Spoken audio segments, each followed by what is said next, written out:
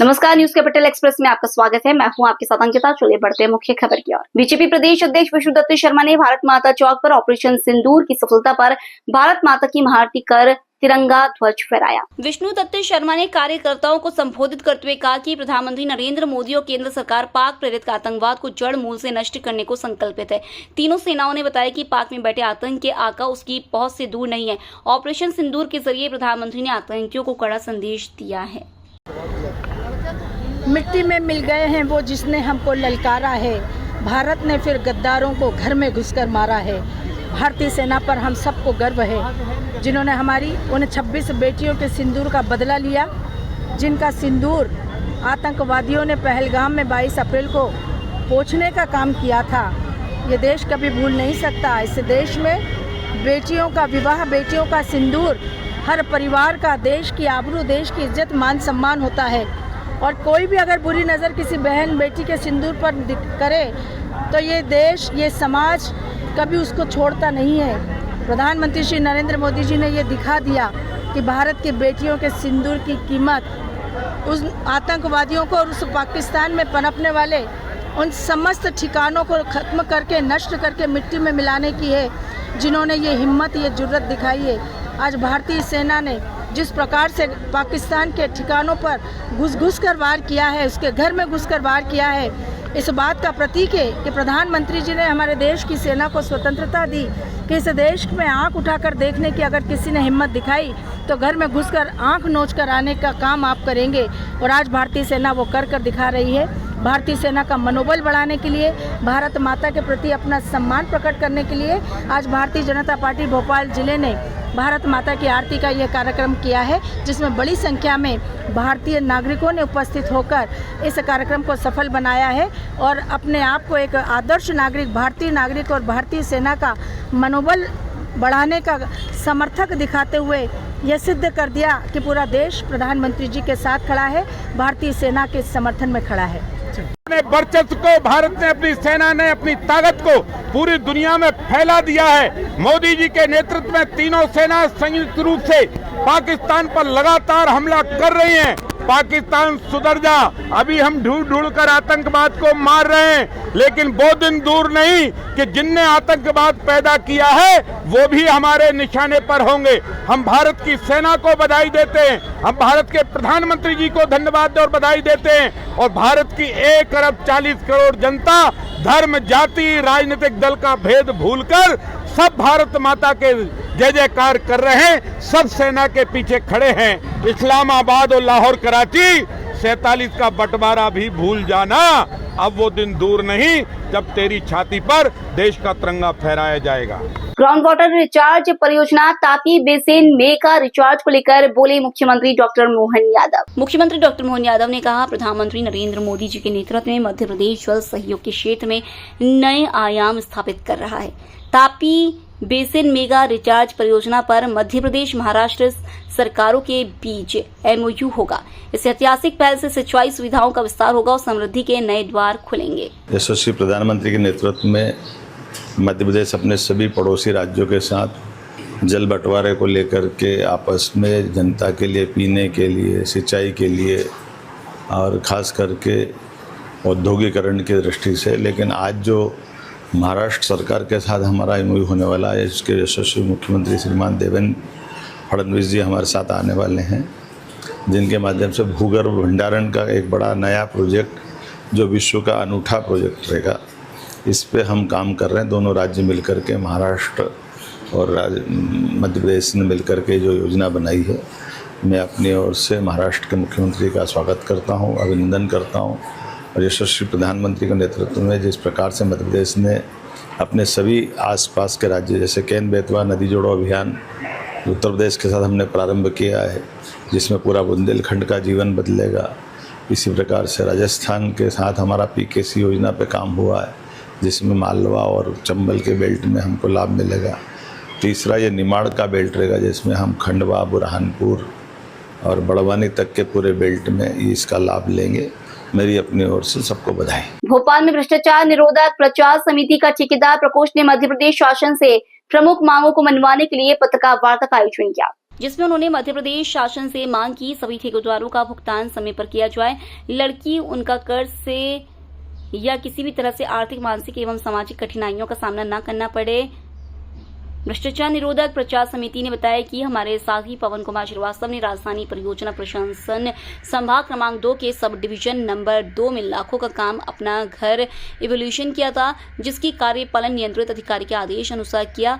उसी समय के प्रमुख अभियंता बघेल की सरकारी बंगलों में काम करवाया गया था, जिसका भुगतान बड़ी कोशिशों के बाद अभी हुआ है। उसमें भी 5 लाख का भुगतान नहीं हो पा रहा है। इसी तरह से विगत वर्षों में देखा गया है कि पूरे मध्य प्रदेश में सैकड़ों ठेकेदार भाइयों ने पूरे परिवार के साथ आत्महत्या करूंगा समाप्त हो गया है, जो कि दंडनीय एवं निंदनीय है। भ्रष्टाचार निरोधक प्रचार समिति प्रकोष्ठ के सभी सदस्यों ने एक साथ आकर सरकार से मांगते जिन ठेकेदार भाइयों का लंबे समय से भुगतान नहीं हुआ है, ताकि उनको कर्ज से मुक्ति मिल सके।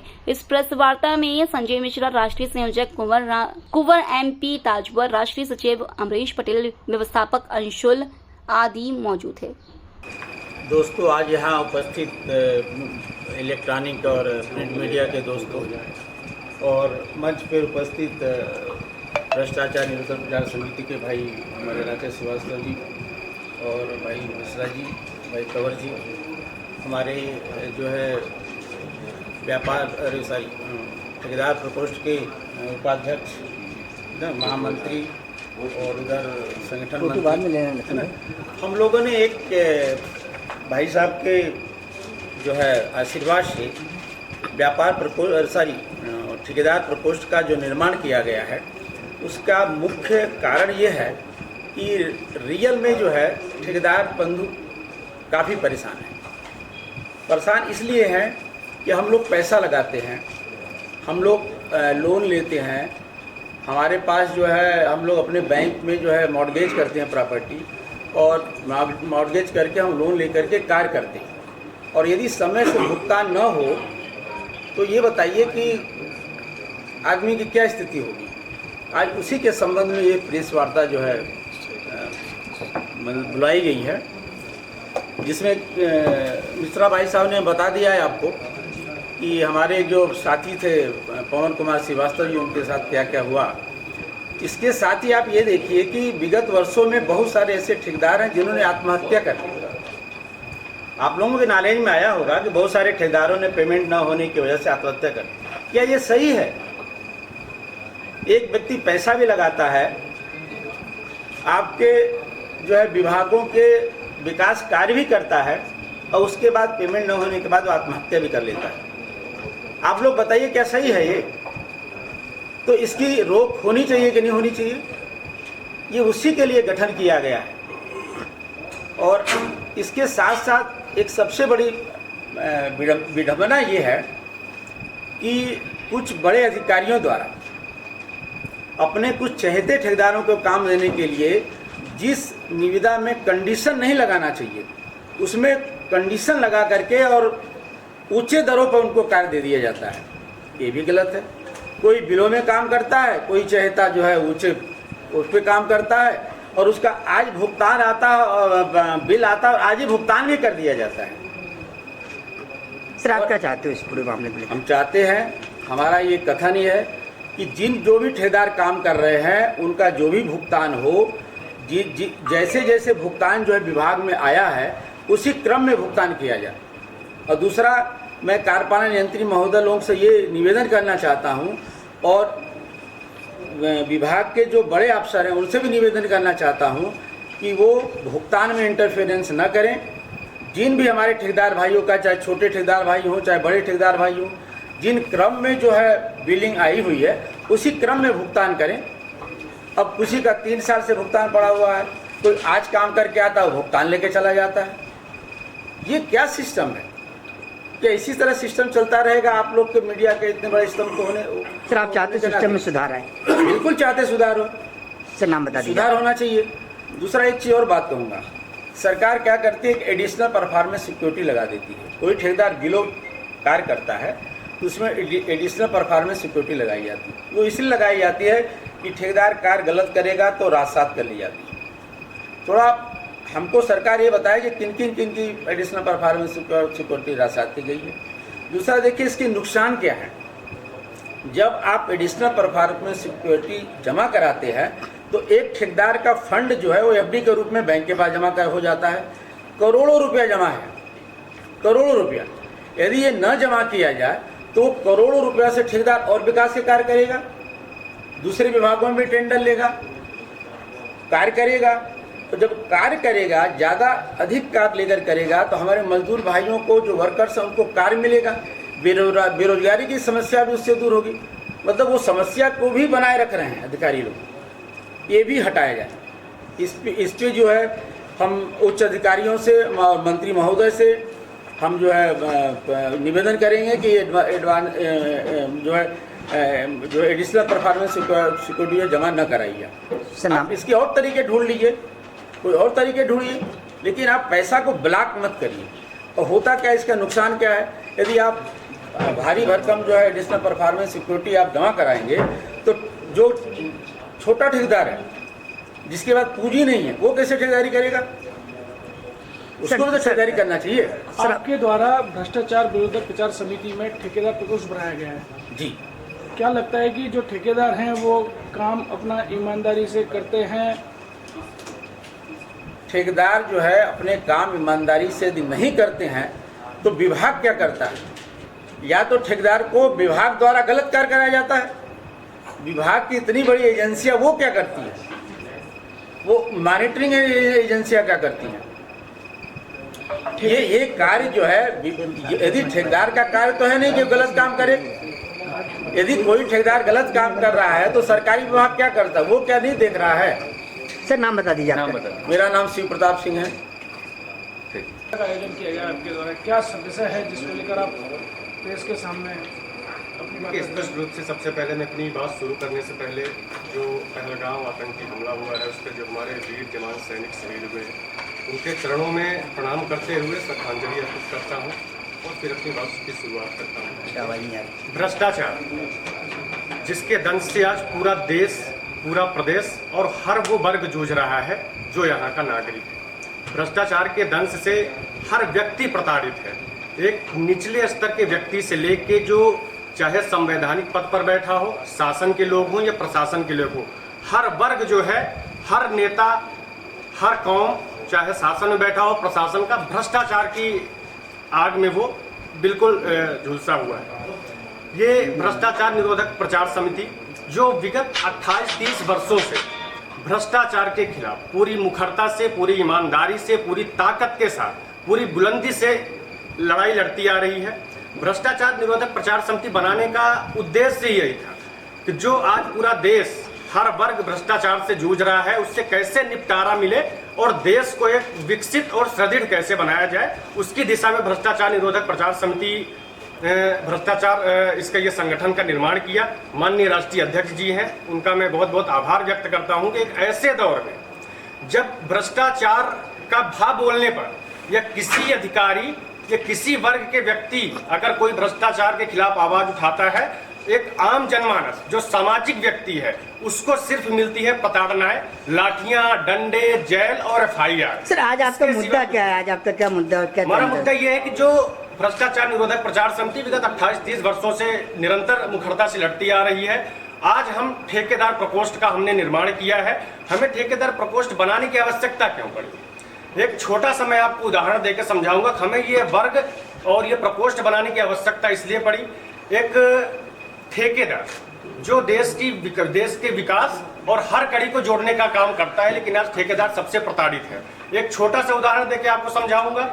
ये एक ईवन बंगला है यहाँ पे CPA का, प्रमुख अभियंता शालिग्राम बघेल थे PIU के, उनको सरकारी बंगला अलॉट होता है। उस बंगले की साज सज्जा में करोड़ों रुपए फूंक दिए जाते हैं।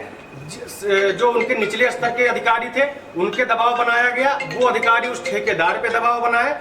उन अधिकारियों के दबाव में वो ठेकेदार अपने पत्नी के जेवरात बेच के, अपना स्वयं का प्लाट बेच के पूरा कार्य कराया। और जब बन के बंगला तैयार हुआ उसके बाद, क्योंकि माननीय मंत्री जी राकेश सिंह PWD मंत्री थे, उनको बंगला अलॉट नहीं हुआ था, तो अनाधिकृत रूप से उनका ऑफिस उस बंगले पे चला है और आज भी उस बंगले पे मंत्री जी का ताला लगा हुआ है।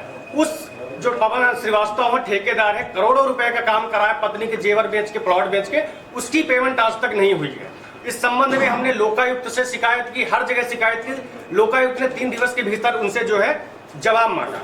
उस जवाब में ये कितने बड़े चोर बैठे हैं अधिकारी। लोकायुक्त जो जांच एजेंसी है, लोकायुक्त पर से जो है झूठा कथन दिया गया कि हमने 50 लाख का कार्य कराया। दूसरे सवाल में बताया गया कि ये बंगला निरंक है। अगर निरंक बंगले में आप 50 लाख का कार्य कैसे करा सकते हैं? तो और वो जो पवन श्रीवास्तव है, ठेकेदार है, वो मानसिक रूप से, सामाजिक रूप से और पारिवारिक रूप से प्रताड़ित है, क्योंकि वो जेवरात बेच के और सारा अपना प्लॉट बेच के कार्य कराया। वो आज मानसिक संतुलन उसका सही नहीं है।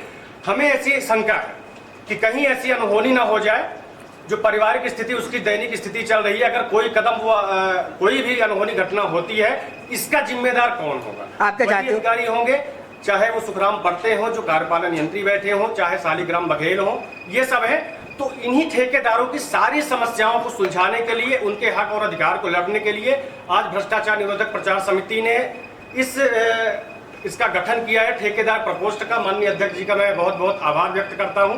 और ठेकेदार प्रकोष्ठ के माननीय नवनिर्वाचित अध्यक्ष हैं SP सिंह जी, उनसे अनुरोध करूंगा कि वो अपने आगे की कार्यशैली क्या, कैसी उनकी रूपरेखा है, वो आपको बेहतरी से समझ। भोपाल सुर सरगम संगीत रन भोपाल लेकर आए हैं मिले सुर मेरा तुम्हारा 3 एक सुरीली संगीत निशा कार्यक्रम के आयोजक अनिल गर्दिक ने जानकारी देते हुए बताया कि इस बार का कार्यक्रम लाइव ऑर्केस्ट्रा के साथ किया जा रहा है। इस बार का कार्यक्रम लाइव ऑर्केस्ट्रा के साथ किया जा रहा है, जिसमें स्थापित कलाकारों के साथ ही प्रतिभाशाली उदीयमान कलाकारों को भी पहली बार बड़े मंच पर गाने का अवसर दिया जा रहा है। कार्यक्रम दिनांक 10 मई 2025 को ITI ऑडिटोरियम गोविंदपुरा भोपाल में होगा। कार्यक्रम के संयोजक किशन कुमार पाहुजा ने सभी संगीत प्रेमियों से संगीत निशा में उपस्थित होने का निवेदन किया है।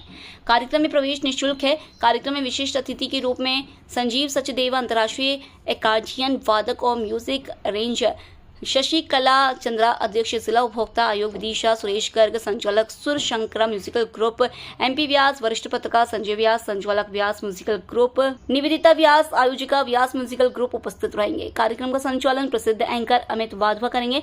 इस अवसर पर गायक प्रदीप शर्मा भी अपने मधुर संगीत प्रस्तुत करेंगे एवं अन्य गायक संगीतकार भी अपनी मधुर आवाज से कार्यक्रम में चार चांद लगाएंगे। अनिल गर्दे सुर सरगम संगीत वृंद का संचालक और इस कार्यक्रम का मिले सुर मेरा तुम्हारा सीजन 3 का ऑर्गेनाइजर की परिकल्पना हमने की है और इसको आज हम शाम को ITI ऑडिटोरियम में आयोजित करने जा रहे हैं। जैसा कि आप जानते हैं, सुर सरगम संगीत वृंद साल में 2 या 3 कार्यक्रम करता है, लेकिन इतने भव्य आयोजन करता है कि लोगों को वो हमेशा याद रहते हैं।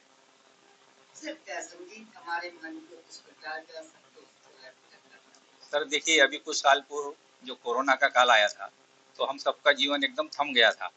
तो उसके बाद धीरे धीरे लोग का जीवन पटरी पर आने लगा और संगीत एक ऐसी ऊर्जा आपको प्रदान करता है, इससे कई रोगों का इलाज भी होता है, स्वस्थ मनोरंजन होता है, आदमी का जो दिमाग शांत रहता है और एक नई ऊर्जा संचारित होती है। तो उससे अपना भी मनोरंजन होता है और श्रोताओं का, दर्शकों का भी मनोरंजन होता है। सर आज कौन से गाने की तो ऐसी महफिल है इसके सभी खाते भी लाएंगे वो जवानी के दिन याद करेंगे, गाना गुनगुनाएंगे।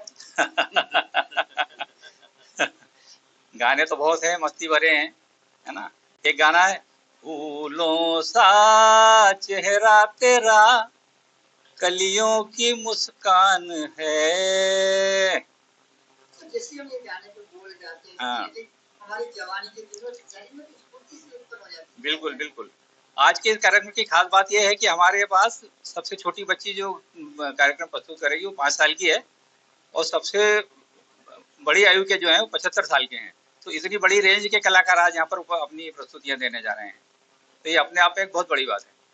सर नाम बता दीजिए आप। मैं किशन कुमार पाहुजा सुर सरगम संगीत वृंद की तरफ से ये सूचित करना चाहता हूँ कि आज एक हम लोग बड़ा प्रोग्राम करने जा रहे हैं, जिसमें स्थापित कलाकार और उदयमान कलाकार दोनों ही सुर सरगम संगीत वृंद का 3रा एपिसोड करने जा रहे हैं ITI सभागार में। मैं सभी से अनुरोध करता हूं कि वो अधिक से अधिक संख्या में आके इस कार्यक्रम को सफल बनाएं। ये हमारी सोसाइटी, रजिस्टर्ड सोसाइटी है मीनाल रेसिडेंसी में, जिसका उद्देश्य जो है स्वस्थ मनोरंजन करना है, विशेषकर सारे समाज के सभी लोगों का। और हम हर साल लगभग 1 या 2 प्रोग्राम करते हैं, लेकिन प्रोग्रामों का उद्देश्य जो रहता है केवल मनोरंजन रहता है, इसमें कोई पैसा कमाने की हमारी कोई उद्देश्य नहीं है। और इस संस्था में 25 फैमिली जुड़ी हुई है जो इसको एक्टिव रूप से पार्टिसिपेट भी करती हैं और आयोजन भी करती हैं और समाज के हर वर्ग को जोड़ने का प्रयास करते हैं, विशेष रूप से जो रिटायरीज लोग हैं। ये आज का कार्यक्रम ठीक शाम को 5 बजे शुरू हो जाएगा। मैं सभी से अनुरोध करता हूँ कि जल्दी से जल्दी यहाँ पधारने की कोशिश करें। अक्सर हम देखते हैं कि काम धाम में भाग-दौड़ वाली जिंदगी में हम कहते हैं बोरियत से महसूस होती है। जब संगीत की बात आती है तो मन और चेहरा दोनों प्रफुल्लित होता है। संगीत का आयोजन हो जाए, क्या प्रस्तुति देंगे और क्या सुनना चाहिए आप? देखिए, संगीत अपने आप में ही एक ऐसा आयाम है कि जिसमें हम लोग अपने आप स्वस्थ अपने आप को महसूस करते हैं मानसिक रूप से, और इतनी एनर्जी महसूस होती है। हम लोग अभी आफ्टर रिटायरमेंट ये कार्यक्रम कर रहे हैं और संगीत से जुड़े हुए हैं, तो हमें तो बहुत आनंद होता है। और सबसे बड़ी बात, हम इस समय इस एज ग्रुप में जब हम लोग अपने बच्चों से दूर और अकेलापन महसूस कर रहे थे, तो संगीत हमारी आत्मा बन चुकी है और हम लोग बहुत इंजॉय करते हैं इसको। और आज मेरा जो गीत है वो है मुझे घेर लेते हैं ये बाहों के साए। तो आप आइए जरूर सब लोग और हम लोग के गीतों को सुनिए और आनंद लीजिए उसका। शाम 5 बजे मैं आशा पाहुजा।